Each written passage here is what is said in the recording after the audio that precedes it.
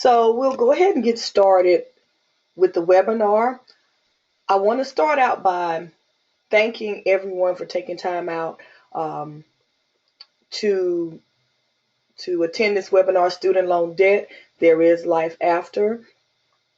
I will be recording this webinar, so what we will do is I will go over the presentation, and then after that, I will answer any questions that you may have. So we will go ahead and get started.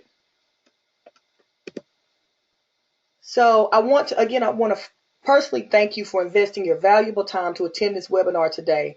I will not take up a lot of your valuable time discussing my credentials. On my screen right now is a link to my bio for those that would like to know more about my background. I will tell you, however, that I know what it's like to have accumulated student loan debt while pursuing my degrees. I know from personal experience the frustration of trying to understand my loans, as well as making many financial mistakes, as well as learning from them. Through my experiences, both good and bad, I want to encourage each of you by sharing the things that I have learned and continue to learn through my financial journey.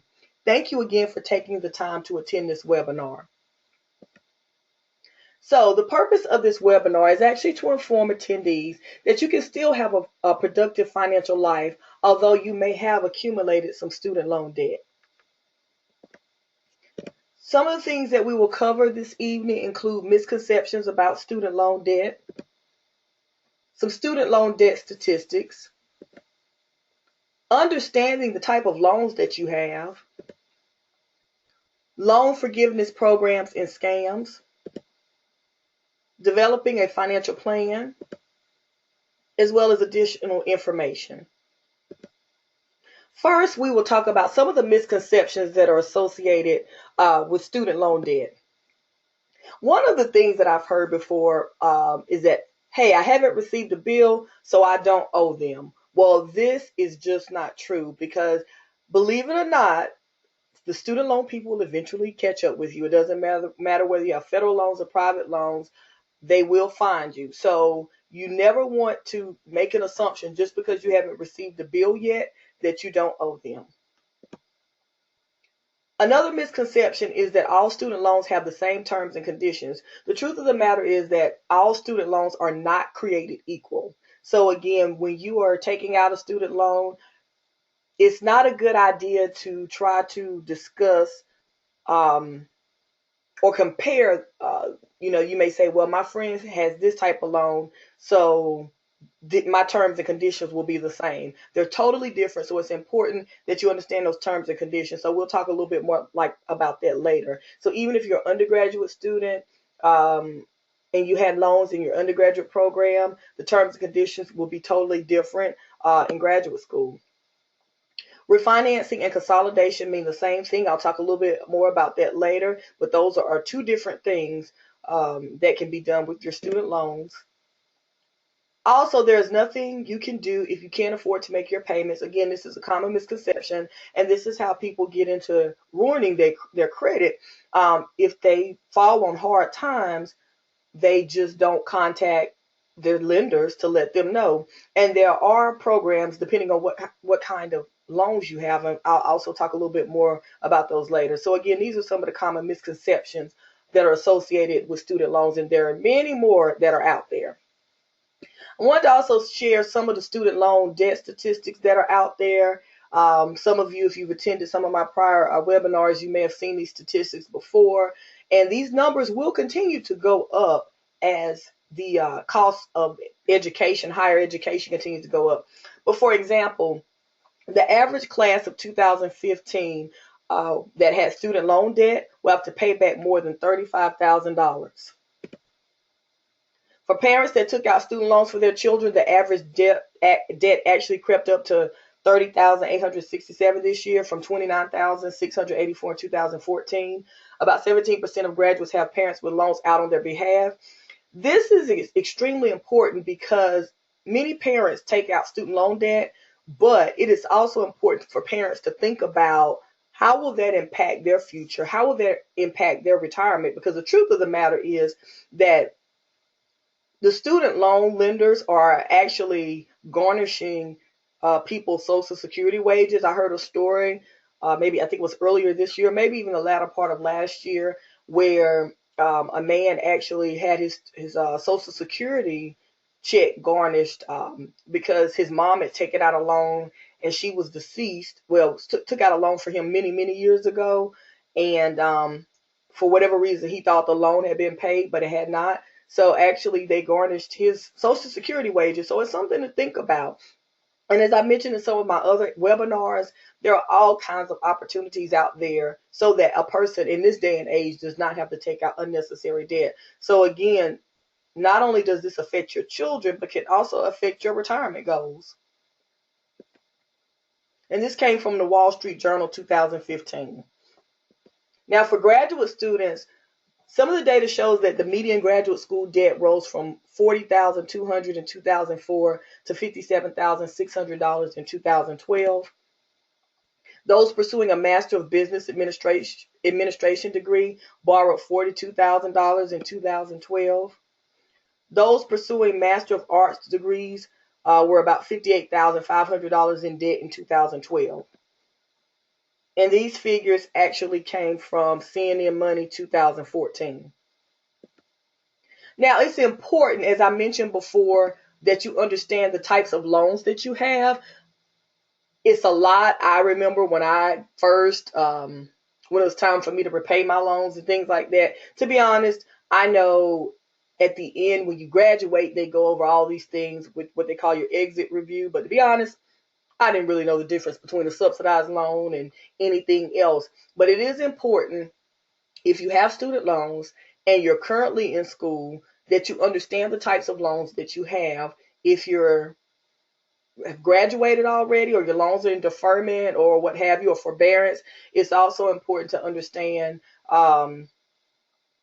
what kind of loans that you have in terms of conditions. So the first type of loan that you have is a subsidized loan, and that's where the federal government actually pays the interest on the loan while the borrower is in school. Now, when you get to the graduate level, you don't have this option, so you're only offered the unsubsidized loans. But the subsidized loan, again, is when the interest is paid by the federal government while you're in school.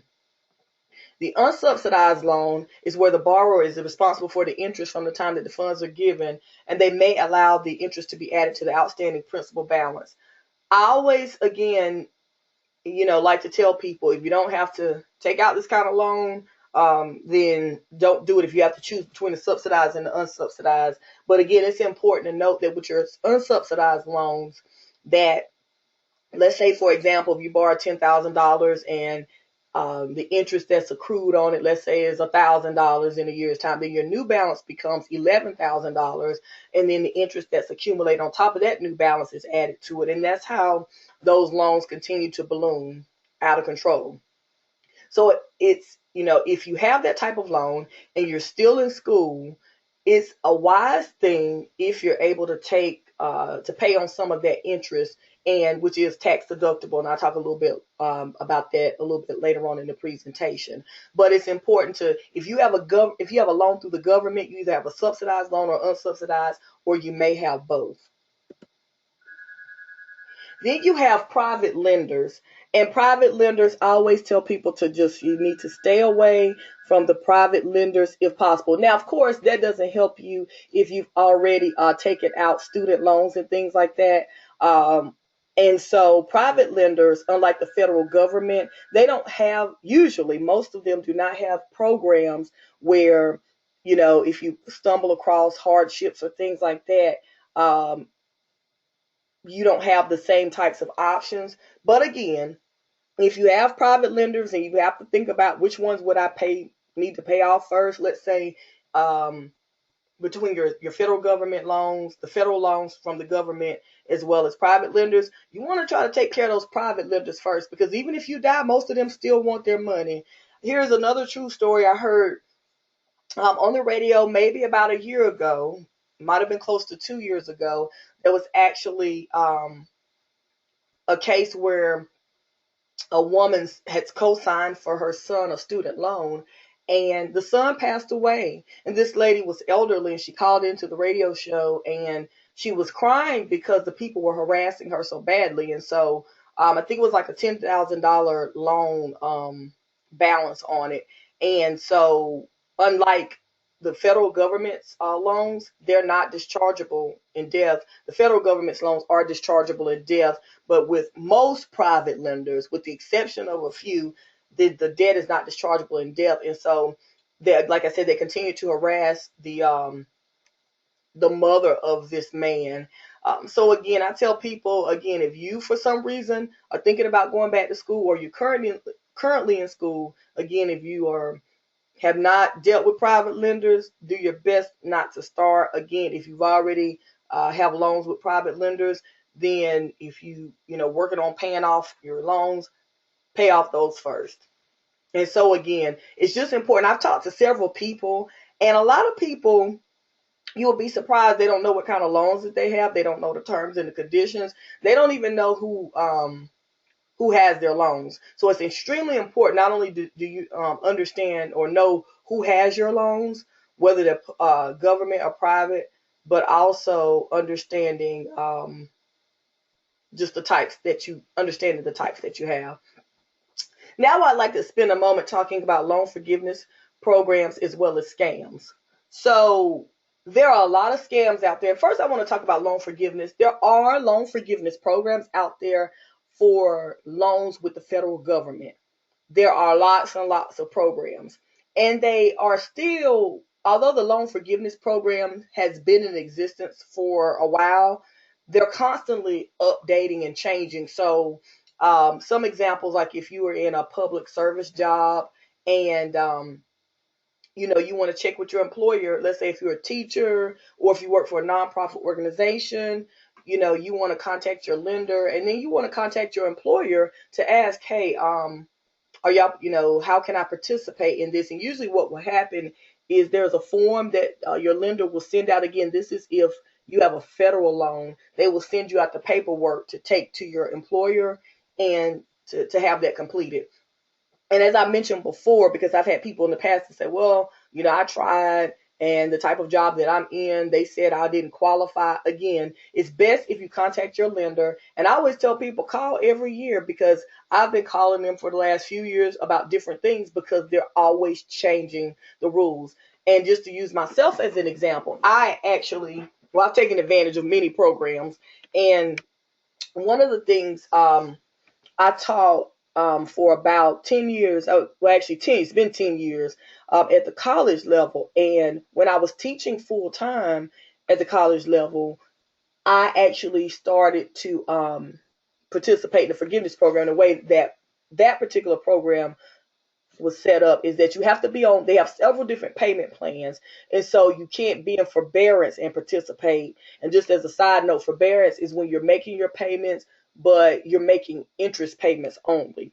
So, but you have to be in one of they have an income-based program. They have a graduated standard repayment program. So again, I'm just giving you an example of one of the programs that I was in. Again, you want to make sure that you contact your lender, but this particular program that they have, it's 120 payments or 10 years, whichever comes first. So I started a couple years ago, but when I left the university full time, then my any payments that went towards that didn't count towards forgiveness. They still count, making my payments on time and things like that.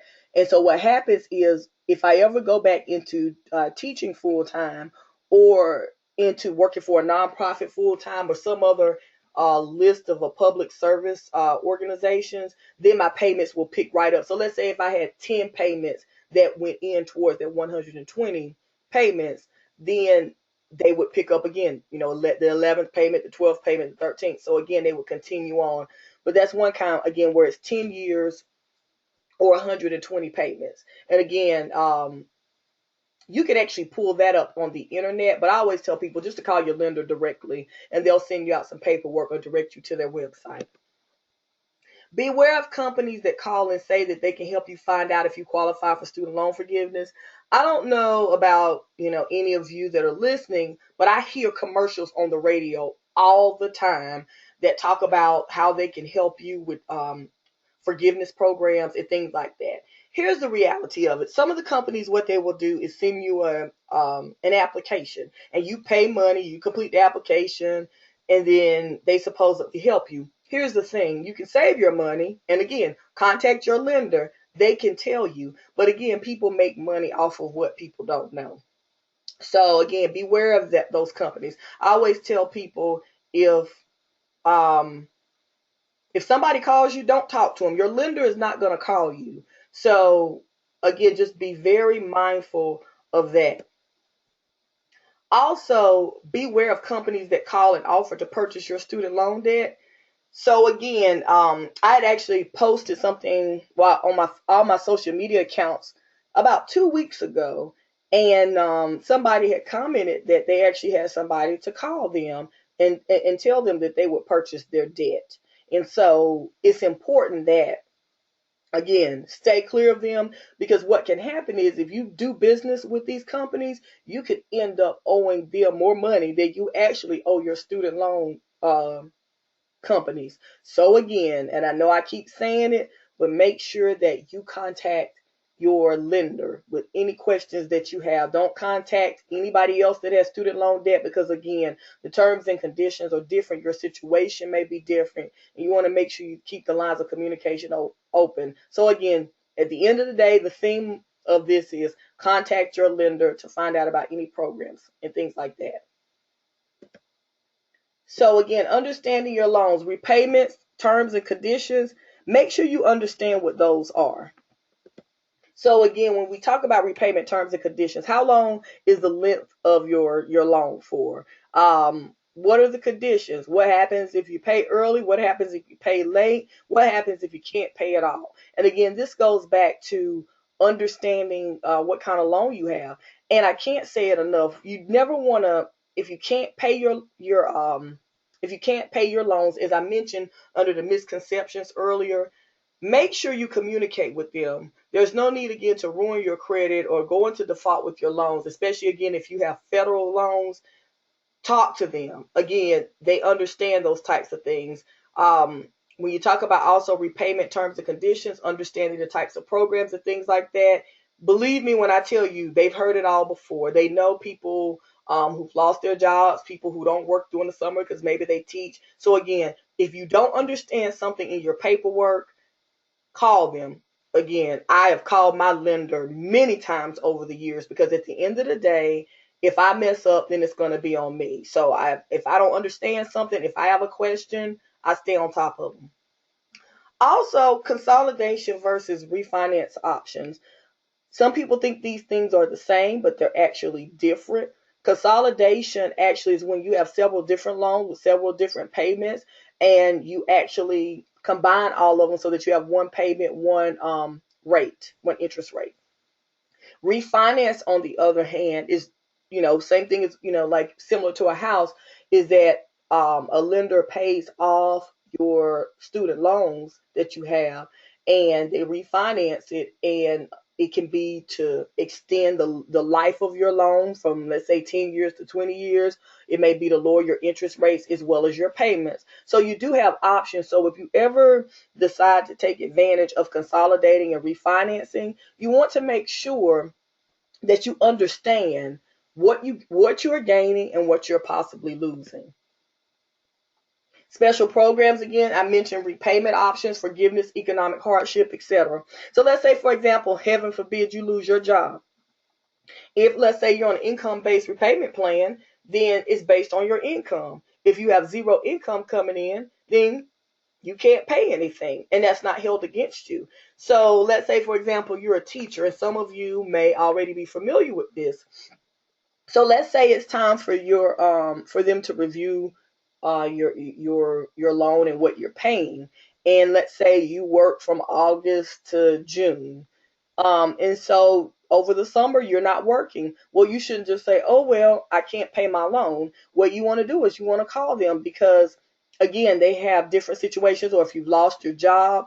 I know the federal government also has economic hardship programs, and I know at one point in time they actually had, it was up to 3 years where you could, the interest continued to accumulate, but you were not penalized for not making payments because you were under the economic hardship plan. So again, things are subject to change. I'm just giving you an overview. But again, if you've lost your job, if you stumbled upon hard times, illness, whatever it is, you make sure that your lender knows it. Because like I said, with the federal government, there are lots and lots of plans. And so, which will give you an opportunity to get back on your feet. As I mentioned before, the interest will continue to accumulate, but um, it's better than defaulting on your loan and ruining your credit. Tax deductions. So if you've paid student loan interest or you're paying it or will be paying it in the future, $2,500 is tax deductible every year. There are income limitations. So if, let's say, for last year before last, you didn't know that, you weren't sent out a statement, then you can actually amend your taxes to take advantage of that. So if you're paying student loan interest, make sure that you take advantage of that tax deduction. As I mentioned, the max is $2,500 that you can deduct, and again, it's for a certain income limit. So make sure to talk to your tax person, or you can look it up on the IRS's website.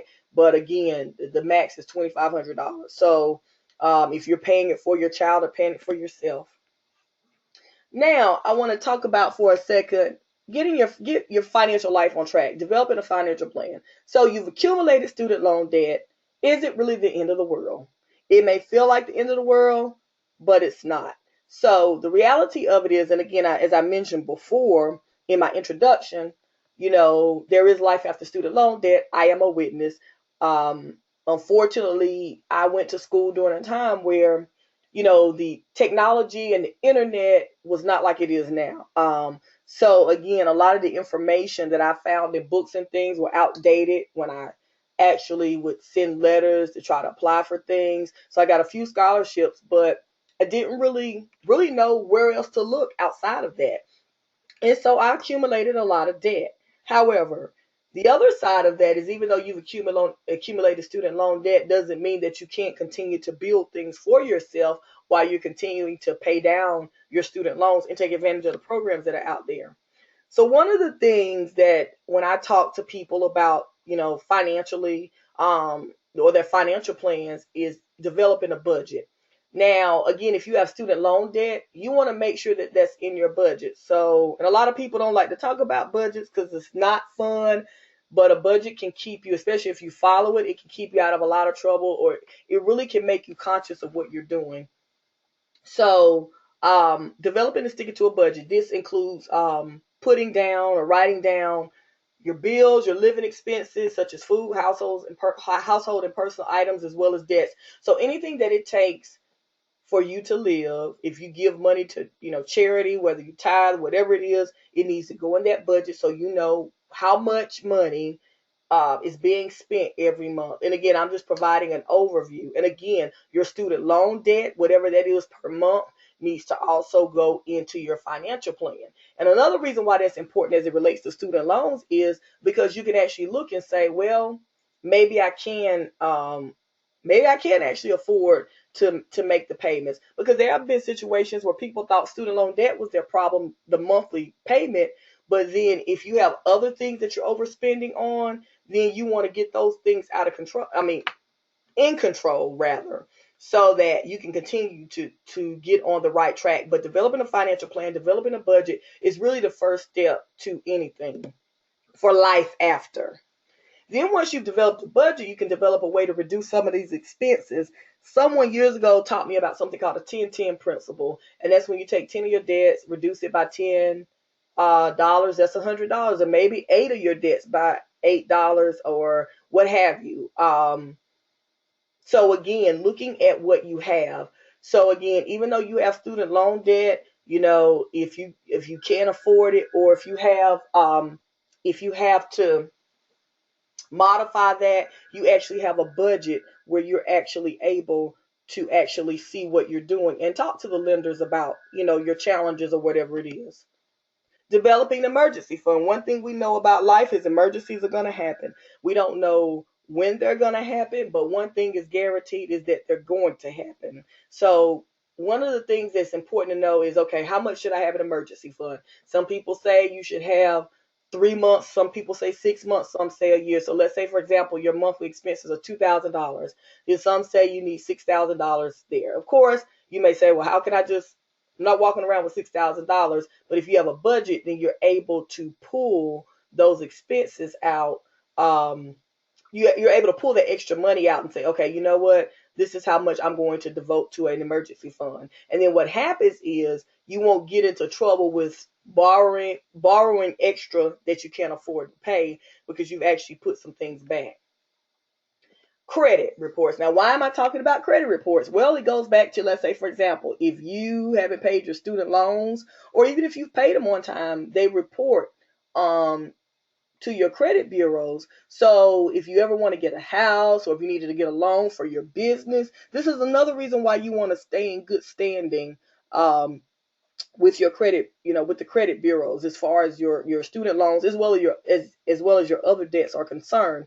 I had someone tell me before, well, it's not on my credit report, so I'm not worried about it. Like, as I mentioned before, believe me, if you have taken out student loan debts, it's going to make its way there sooner or later. Even if you are in deferment, and basically deferment is where you're not paying on it, right now. And especially if you have, if you just graduated and you have like 6 months of deferment where, it's everything is just frozen, it still shows up on your credit report. So whether you're paying a lot of money, no money, because you're on a special payment, it's still going to show up on your credit, or a special payment plan is going to show up. So again, this is why it's important to make sure that if you can't afford your payments, that you contact your lender, because at least if you can get on one of the hardship programs or something else, then that will not negatively affect your credit. So you should know what your credit score is and review your credit reports at least once every 12 months.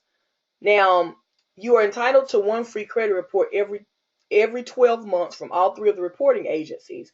So that's Equifax, Experian, and TransUnion. They're all separate agencies. So I've had people ask me, well, why can't I just get one? Well, the reason is they all have different scoring systems. They all have different scores, so the ranges are different.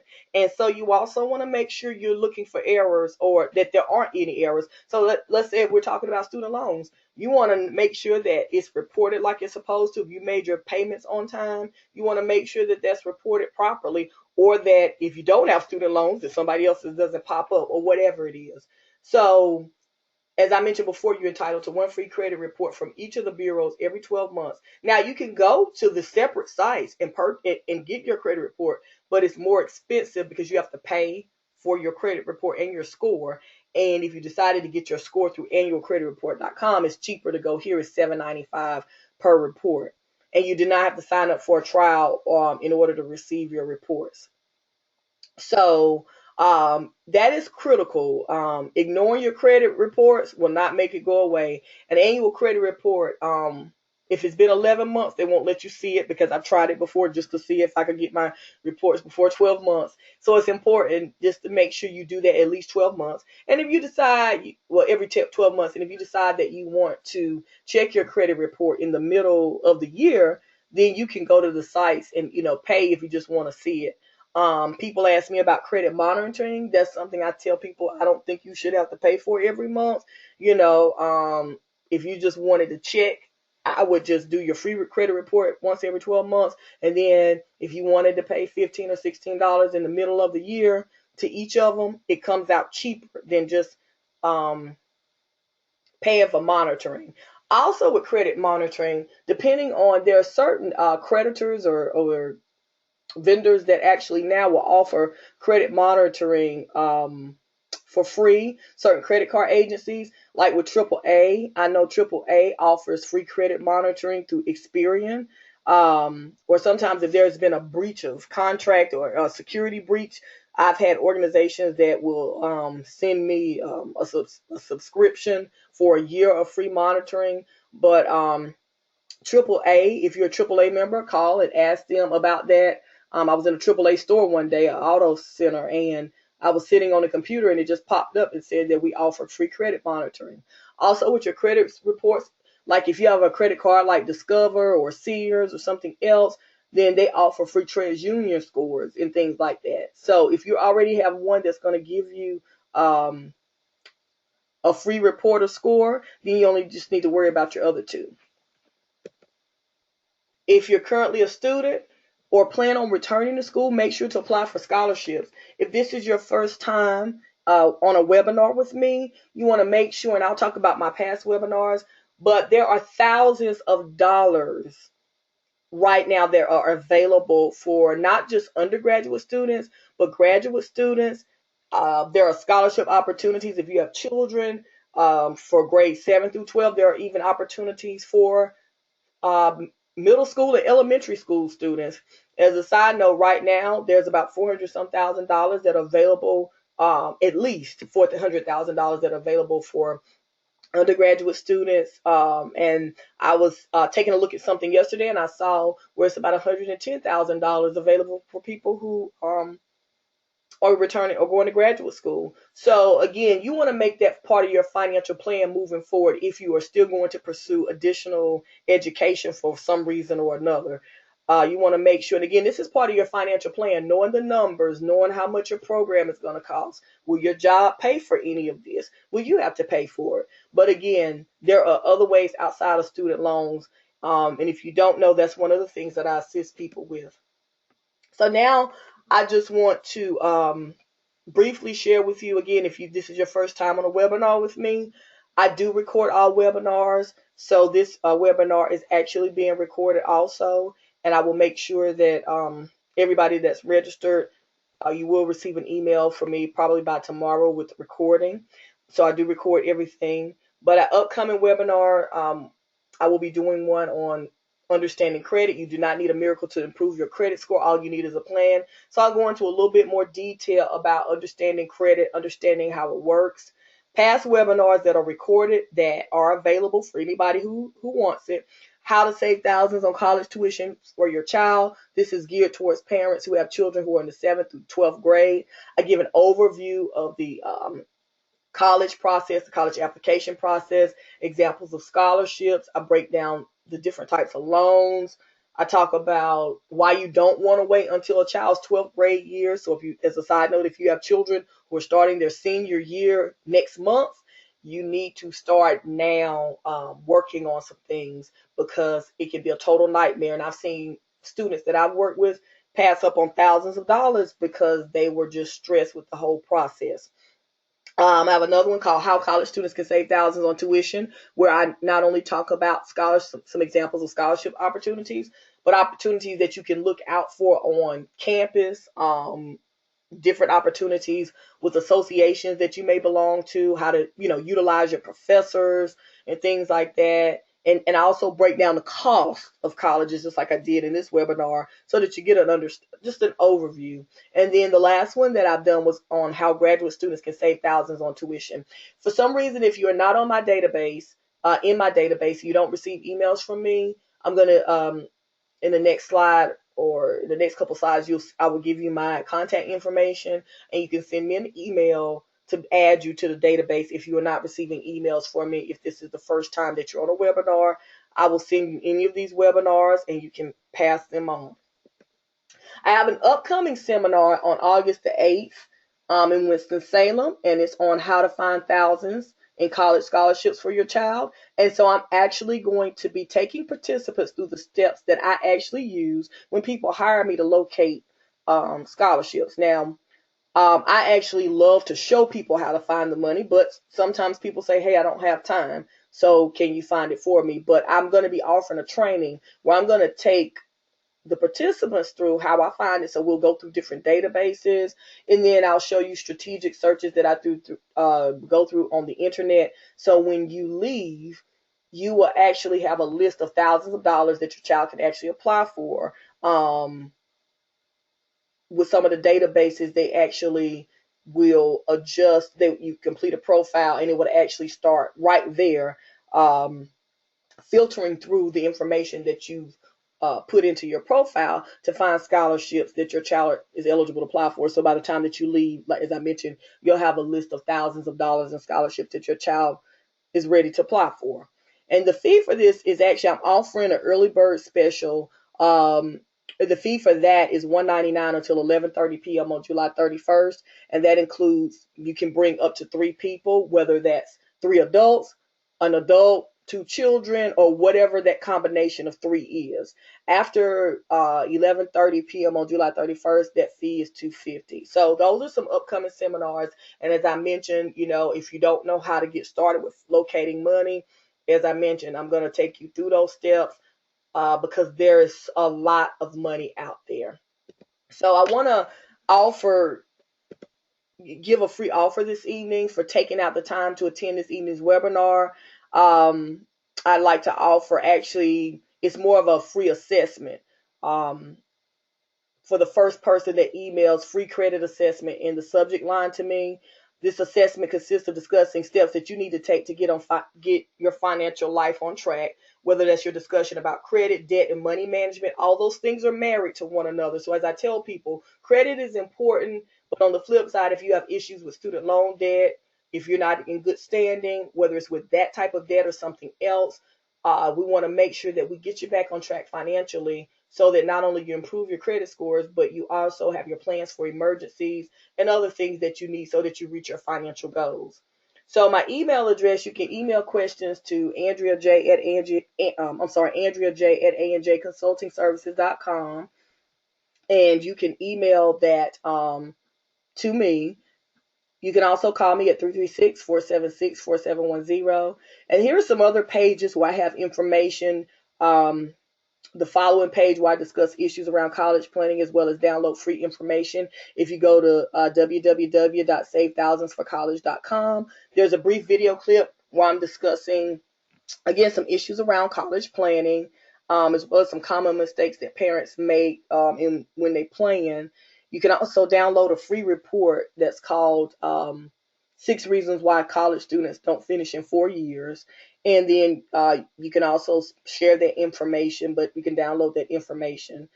And also, has student loan debt negatively impacted your credit score? Or do you need help managing your debt? Or if you just need help getting back on track financially, or you need all those things, you can visit my other site, www.anjcreditrepair.com. And you can see a list of some services, testimonials, and things that are there. And again, I work comprehensively with people to make sure that they are on track, or if they're on track, they stay on track. If not, we get you back on track. I'm also on social media, so I'm on Twitter at ANJ Consulting and Facebook ANJ Consulting Services. So I thank you for your time, and at this moment, I will take any questions that you may have. And I see some questions. Some people have already sent me some messages. Um, Let me go back for a second. Okay, Evelyn, I see your questions. And feel free to type in your questions, and I will get to each one of them. I blanked out for 30 seconds. Okay, I'm sorry. It sounded like you said that the free report was $7.95. Please explain. Absolutely.